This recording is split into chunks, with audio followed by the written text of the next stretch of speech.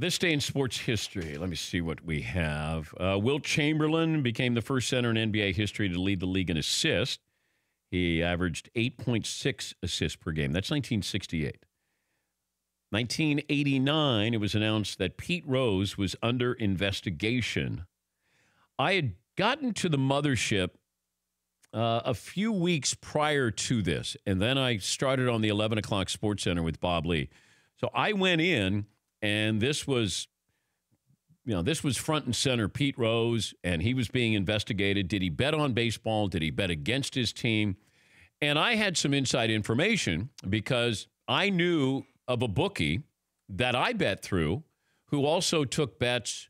They'll lay off bets sometimes on other bookies. And the bookie that Pete was going through, he used my bookie as well. So I knew about this. I didn't know to what extent. And I remember when I started at ESPN, and I didn't know if he was still a bookie or not.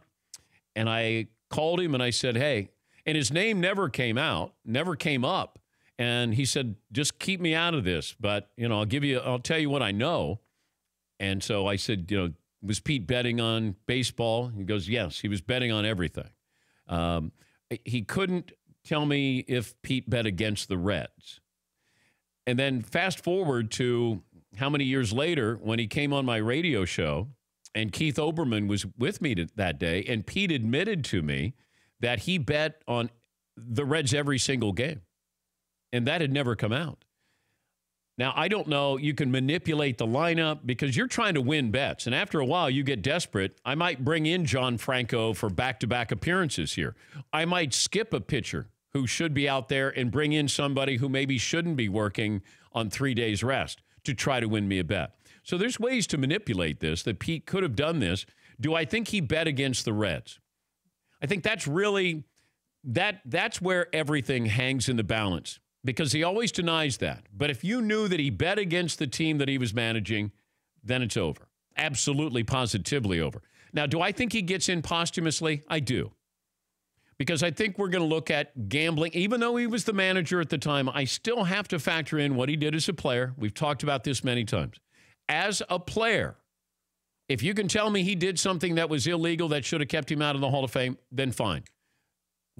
We can talk about it. That if he was as a player manager, because that's under the umbrella, and if we have evidence there, then I would keep Pete out of the Hall of Fame because of that.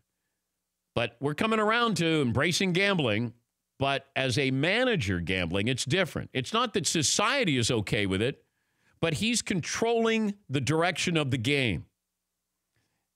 But as a player, I have to put him in the Hall of Fame. Why is it we can separate Bonds and Clemens in their careers? Because you'll hear this. Well, before they started cheating, they were Hall of Famers. Okay. Before Pete started betting on baseball, he was a Hall of Famer too, right? But we don't give him the benefit of the doubt there. But Pete in 1989 under investigation, and it was Pete's personality that got in his way. Because what made Pete great is what will keep him out of the Hall of Fame. All he had to do is fall on the sword and say to the commissioner, Bart Giamatti, and then, later Bud Selig, how do I make this better for the game, Commissioner? Pete was so selfish that he didn't think about, can I go and talk to minor league? What do you want me to do? How can I restore my name in this game here? And I do believe that Commissioner Selig would have been a little bit more accepting and acquiesced to Pete to have him part of the game. So you can say he's learned from it. You can learn from it. Understand, you take the shortcut, it'll eventually get you. It'll even get the great ones here. And if you use Pete as an example, he allows himself to be used as an example, then I think Pete might be in better standing with Major League Baseball. Yeah, Paul.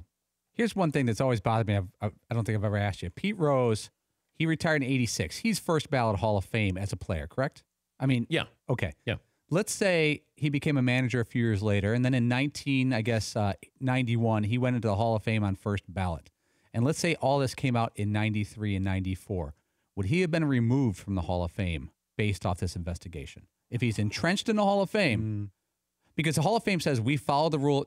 He didn't break a rule that says you're not allowed in the Hall of Fame. He's no longer not allowed to participate in baseball as a competitor anymore. There is nothing in the rule of betting on the game that says you're not allowed in the Hall of Fame. There's no language. The Hall of Fame has chosen, they told you on this show, that they chose to follow the Major League Baseball's direction and keep him out of the Hall of Fame.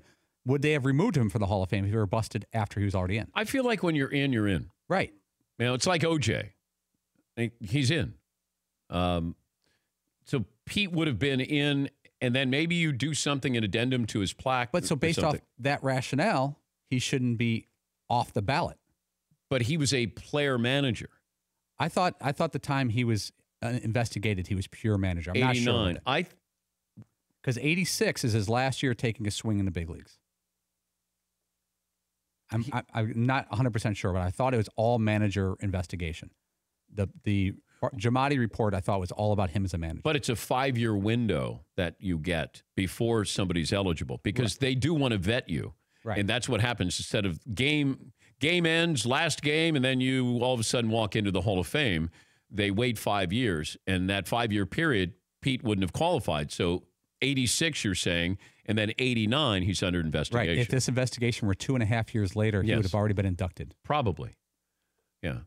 But I thought there was something with him as a player coach there for the Reds.